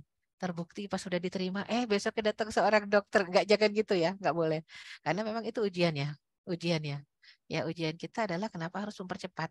Ya sudah dari khitbah, kita sudah isi horoh, kemudian sampai ke khitbah. Jangan tunda nikah. Kenapa? Itu ujian antara khitbah ke nikah banyak banget ya. Entah ada yang datang lagi, yang lebih kita serak, hati-hati. Karena pinangan orang pertama tidak bisa dibatalkan begitu saja, kecuali atas izin. Ya, jadinya izinnya harus diminta izinnya. Dan itu yang namanya khitbah kan nggak simple. Ada pihak keluarga yang datang meminta, mungkin juga sudah ada yang ngumumin ngundang-undang. Ya, kemarin baru dapat cerita itu cukup menyakitkan ketika 1 hari sebelum hari pernikahan dibatalkan oleh pihak pria tanpa sebab yang diberitahukan. Pokoknya ya sudah begitu dibatalkan. Wah, sedih sekali tuh. Ya sedihnya kenapa? Karena sudah tinggal H-1. Uniknya lagi, akhirnya keluarga si akhwat ini mencari ikhwan yang siap gitu ya. Ikhwan yang siap menggantikan. Qadarullah dapat. Qadarullah dapat ya, ini kisah seorang teman, dia menceritakan tentang kejadian berpuluh tahun lalu. Ya, itu kejadian kakaknya sendiri gitu ya, murid kakaknya. Jadi ternyata dapat ikhwan hari itu juga. Besoknya lah jadi undangan tersebar dengan nama yang beda jelas. Yang mendampingi orang yang beda. Sampai sekarang awet tuh pernikahannya. Padahal benar-benar dalam kondisi darurat, nggak ada lagi yang bisa menutupi malu si akhwat. Alhamdulillah qadarullah ada ikhwan yang siap menggantikan. Kalau sekarang wallahu alam ada nggak pernikahan kayak begitu? Mungkin sebagian orang malah lebih memilih batalin aja. Nah, batalkan saja daripada nyari suami yang kita belum kenal gitu ya. Ta'aruf juga belum, ini Masya Allah dahsyat. Sampai sekarang awet ya. Padahal itulah yang namanya jodoh. Jodoh itu unik, rahasia Allah gaib. Sama seperti mati ya. Makanya kalau ada yang nanya, kamu kapan sih nikahnya kok nggak nikah-nikah? Itu sama kayak kayak bertanya, kamu kapan matinya kok nggak mati-mati ya. Karena artinya itu semua gaib. Itu goib ya, dan tidak bisa diperjelas oleh kita kepastiannya selain kita istikharah ya, usaha ikhtiar berdoa dan istikharah, itu dia. Allah alam bisawab ya. Istikharah jadi sinyalnya bisa dari mimpi, bisa jadi dengan kecenderungan hati dan kemudahan urusan ya. Jadi tangkap sinyal-sinyal itu, insya Allah. Ini yang saya khawatirkan adalah ketika sudah jawaban istikharah dianggap sesudah positif itu semua adalah indah ya. Nah, ini salah paham. Istikharah itu adalah jawabannya betul, takdirmu ke depannya bersama dia. Masalah jalannya rumah tangga itu kayak gimana itu bukan ada di jawaban istikharah. Ya, jadi bukan ada misalnya, oh kalau begitu saya bahagia terus sesudah ini. Oh enggak, bahagia itu bukan masalah istikharah yang mengaturnya, tapi Anda sendiri bagaimana menjalaninya. Kalau sesuai dengan kehendak Allah, naudzubillah kalaupun ada penyimpangan akhirnya dalam rumah tangganya, misal si suaminya ternyata habis itu di PHK. Habis di PHK patah semangat, putus asa, bergaul dengan orang-orang nggak benar. Nah, si istri kan tetap harus istiqomah, lurus, jangan kebawa suasana. Akhirnya banyak sekali yang suaminya depresi, stres, istrinya ikutan stres, depresi. Nah, ini bahaya ya, sampai akhirnya menghujat Allah. Ini gimana sih ya Allah? Kok bisa-bisanya gitu ya jawaban istikharah positif padahal baru sebulan nikah suami udah di PHK. Ini banyak yang nggak ngerti istikharah itu artinya betul takdir dia ke depan itu bersama orang tersebut. Masalah bagaimananya itu sudah urusan kamu di masa yang akan datang, kamu istiqomah atau tidak, kamu tetap di jalan atau tidak, dan itu adalah benar, ini adalah ujianmu.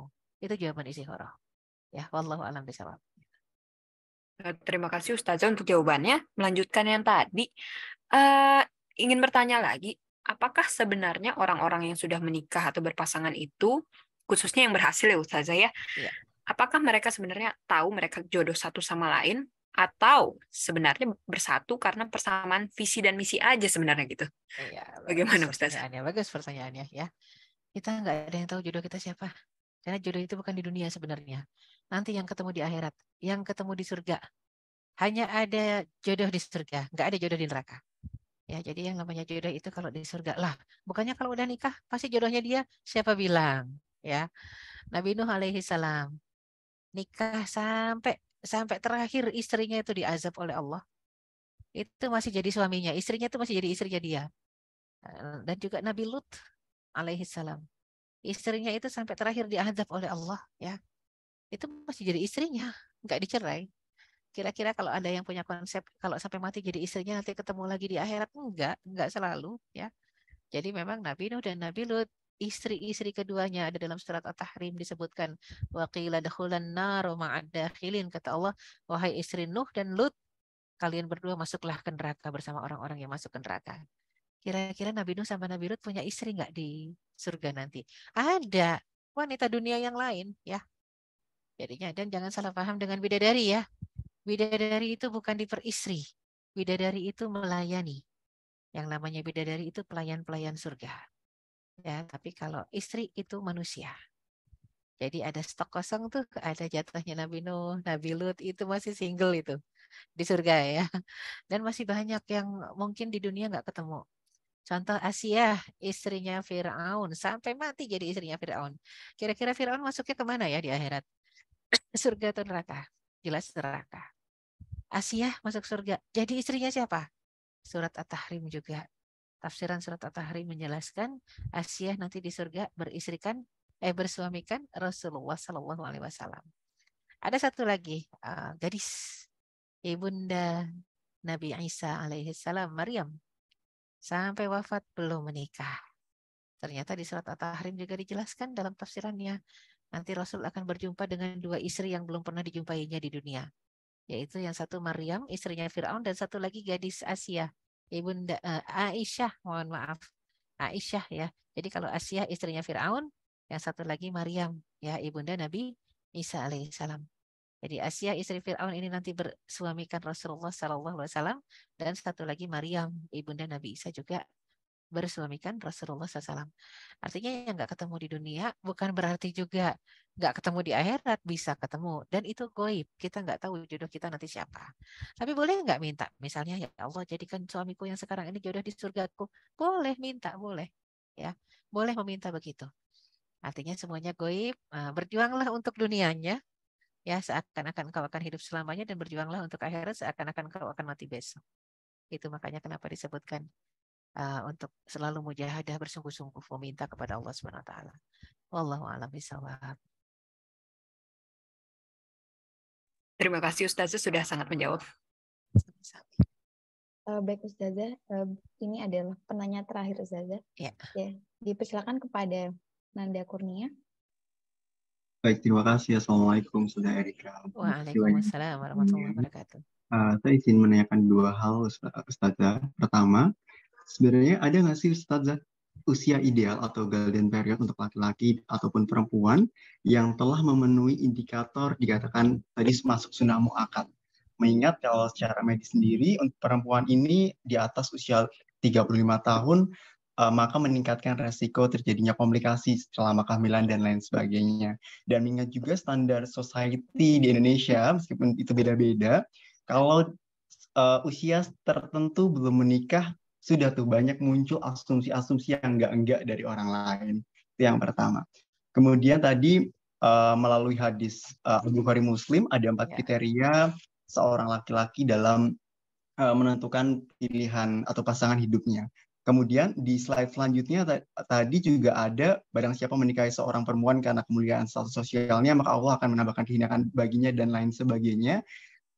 Sehingga saya masih bingung nih Ustazah, sekiranya boleh atau enggak ketika seorang laki-laki tersebut selain tadi mempertimbangkan agamanya, mempertimbangkan yang 3 lainnya juga begitu.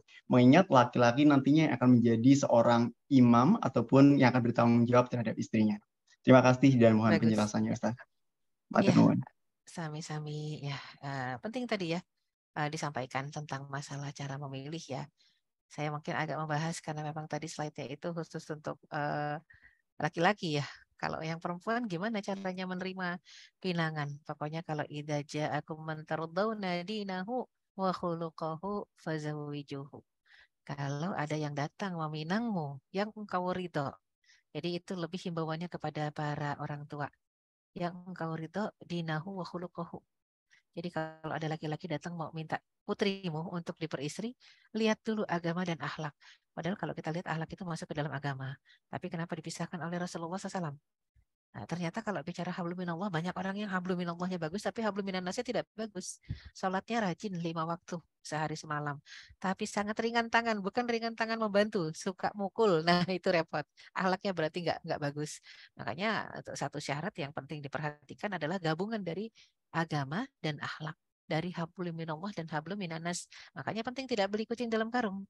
Orang tua nggak ujuk-ujuk, waduh, daripada nanti anak saya ketuaan, saya terima aja deh. Muslim kok. Lihat dulu akhlaknya. Dan kita nggak bisa melihat akhlak seseorang kecuali bertanya kepada orang yang biasa berinteraksi dengan dia dalam keseharian. Berarti tidak boleh beli kucing dalam karung. Sekali lagi harus kenal, nggak bisa kenalan di online, ya. Harus kenal kesehariannya. Nah, tadi pertanyaannya bicara masalah status sosial dulu nih sebelum masuk ke usia ideal. Boleh nggak di antara 4 sebab laki-laki menikahi wanita tadi, kita pilih pertama karena agamanya, tapi pilih juga yang karena cantiknya, karena ningratnya, karena kayaknya boleh. Boleh ya, yang penting apa? Pertama karena agamanya. Jadi jangan dahulukan yang tadi yang 3, tapi dulukan agamanya. Karena nggak jarang juga sih ya. Artinya kalau kita bicara tidak jarang, sebenarnya banyak orang yang memang pengennya paket lengkap ya. Cuman kadang-kadang yang adanya paket hemat gitu ya. Kayak kita misalnya pengen laki-laki yang sudah dia baik, agamanya bagus, hablum minallahnya jelas terjamin, hablum minannasnya juga begitu, dan ternyata kita pengen yang ganteng juga, yang kaya juga, banyak yang begitu kan. Tapi ternyata kejadian ya rata-rata ya pakai paket hemat ya. Kalau ya dia soleh, ternyata nggak ganteng. Dia kaya ya kemudian nggak soleh. Yang ada juga soleh dan kaya tapi nggak ganteng. Nah itu kan udah dilema semua tuh kadang-kadang. Pengennya paket lengkap. Nah ini yang susah. Perempuan juga gitu. Kadang-kadang laki-laki cari yang paket lengkap. Nggak masalah. Bahkan disebutkan wa ankihu ma tabalakum. Silakan nikahin yang memang thayyib buat kamu, yang kita tertarik. Itu perintahnya. Kadang-kadang orang ya ada juga yang memang sekarang sudah limited edition ya, orang yang nyari cuma agama doang. Jarang. Jarang itu rata-rata ya agama juga, yang cantik juga dan ganteng juga, yang soleh dan solehah, yang kaya juga gitu ya. Dan ningrat juga. Nggak masalah kalau memang Allah berikan itu semua. Tapi kalau minimal stok terbatas nih. Limited edition mana yang kita cari? Ya sudah agamanya saja. Insya Allah taribat siadak, kamu gak akan nyesel dunia akhirat gitu ya. Atas usia ideal gimana? Kalau kita lihat dari sisi fikih, usia ideal ini sepanjang usianya tadi akil balik sudah ideal. Mau berapapun juga umurnya. Karena kalau kita lihat umur 40 kok baru nikah, umur 70 kok nikah lagi. Nikah itu kan gak selalu untuk urusan seksual. Dalam artian bukan cuma untuk pemenuhan hasrat biologis. Kadang-kadang ketika menikah itu hanya untuk butuh teman ngobrol, apalagi kalau udah sepuh ya. Misalnya yang udah tuh, saya ingat almarhumah Nani Wijaya ya. Itu ternyata ketika menikah itu pernikahan yang terakhir itu 70 tahun usianya, 72 tahun bahkan. Itu nyari apa kalau sudah 72 tahun? Ya cari temen ya. Ternyata ya cari teman ngobrol gitu, teman jalan. Di hari tua itu butuh ada yang mendampingi, yang sama-sama sepuh ya. Jadi nggak terlalu sepi di rumah. Jadi menikah mungkin kalau yang muda masih bicara masalah tadi. Sakinah, mawadah, rahmah, stressingnya di mawadah. Kebutuhan biologis. Tapi mawadah ini kebutuhan biologis kita sama-sama tahu kalau perempuan ada menopause. Laki-laki tidak ada menopause-nya ya. Ya jadinya akan tetapi kalau kita bicara tentang sakinah dan rahmah itu pengikat. Tenang kalau bersama, rahmah itu ada sayang, kasih sayang. Ini yang mengikat dari awal niat sampai akhir niat. Ya nenek kakek itu udah kalau saling tunggu di rumah, yang satu ngambil uang pensiun, yang satu pergi ke pengajian, itu bukan pengen ketemu untuk saling menggoda, bukan. Tapi karena kasihan takut si kakek masuk angin dari luar, si nenek juga begitu takut kesandung, jadi ada rasa kasihan. Itu yang mengikat rumah tangga. Kalau usia ideal, kalau dalam Islam cukup dia sudah akil balik. Itu sudah ideal untuk menikah. Makanya kenapa nenek moyang kita rata-rata nikahnya 15 tahun umurnya ya. Ada yang 15 tahun, 16 tahun gitu ya. Itu awet sampai anaknya berbelas-belas sampai 18, ada yang anaknya 18. Ya, mertua saya almarhumah itu anaknya 18. Itu satu ibu itu ya, satu ibu satu ayah. Jadi kenapa? Karena nikahnya muda, umur 15 tahun. Jadi kalau dilihat sejak usia berapa, begitu akil balik, maka kita lihat Rasulullah SAW menikahi Aisyah usia 9 tahun, tapi tidak serumah. Habis akad nikah dikembalikan ke orang tuanya, karena belum akil balik. Begitu seusia 13 tahun barulah serumah karena sudah akil balik ya. Jadi standarnya sudah akil balik baru bisa serumah. Dan itu mungkin perbedaan antara orang Arab dengan orang Indonesia ya. Orang Arab 13 tahun besar. Orang Indonesia 13 tahun masih unyu-unyu ya, kecil gitu. Jadinya itu berbeda dari sisi fisik tentunya. Tapi kalau sampai usia berapa, nah kalau kita bicara masalah reproduksi, beda juga antara satu negara dengan negara lain ya. Ya ternyata saya baru ngobrol sama teman saya itu yang usianya mungkin di atas saya 52, dia usia 54, masih punya anak bayi umur 2 tahun. Dia turunan Arab memang. Ya, jadi masih punya anak bayi 2 tahun. Berarti dia nikah yang terakhir di 52 tahun, ya. Jadinya melahirkan yang terakhir umur 52 tahun. Sedangkan saya di 52 sudah ya udah berharap tidak punya anak lagi gitu ya. Udah nggak kepikir sanggup. Sedangkan dia 52 tahun masih melahirkan. Ya ternyata memang ada orang-orang tertentu yang memang fisiknya kuat dan Allah kasih keturunan di usia lanjut. Tidak ada yang mustahil sebagaimana tidak mustahilnya istri Nabi Zakaria ya hamil dalam usia 80 tahun.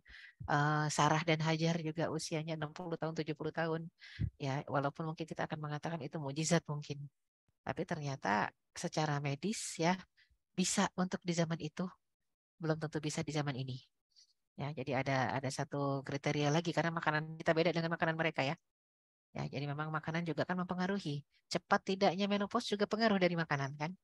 Ya, cepat tidaknya menopause juga seperti itu. Pengaruhnya dari makanan. Semua yang instan-instan, hati-hati. Anak kos biasanya suka makan yang instan-instan, mempercepat menopause. Ya, mempercepat karena ada beberapa yang menopause usia 30. Saya juga dokter aja bingung kok ibu udah 52 belum menopause, itu juga saya bingung kenapa gitu ya, karena ternyata turunannya begitu ya. Orang tua saya juga menopause umur 55, kemungkinan akan sama. Nah, jadi kemungkinan tadi Masya Allah kalau di dunia medis bisa dipelajari sebab akibatnya, maka itu bisa dikaitkan juga dengan hukum syariatnya. Ya, cari yang maslahat tentunya lebih baik. Nah, kemudian ketika menikah lagi tidak harus karena alasan biologis. Pada akhirnya ketika usia sudah lanjut. Tapi kan nggak bisa yang masih muda begini, saya nunggu usia lanjut aja dia nikahnya. Nggak boleh. Nggak boleh seperti itu. Kalau memang bisa, segera lebih baik. Itu sunnahnya. Wallahu a'lam bishawab. Ya. Baik, terima kasih banyak Ustazah. Yang dari Mas Nanda, Bapak ada follow-up question?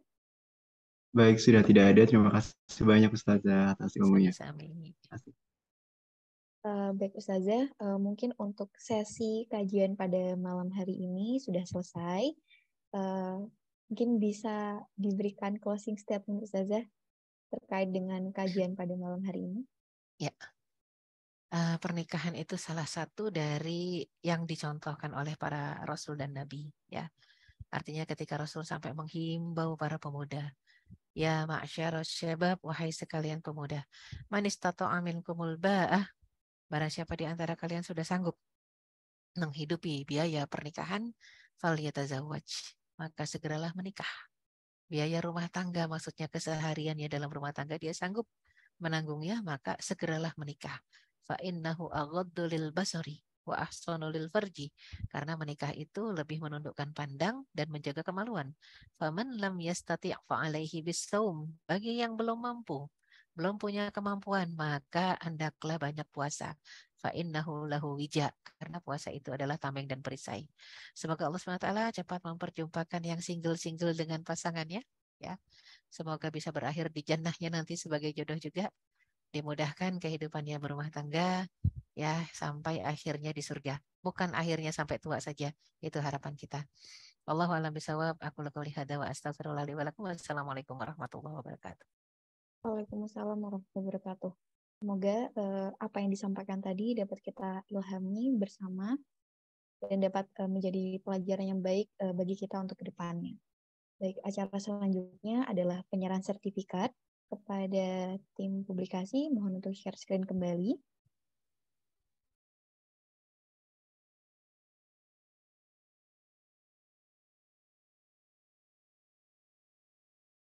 Baik, ini saya bantu untuk aba-aba, teman-teman publikasi silakan untuk di screenshot.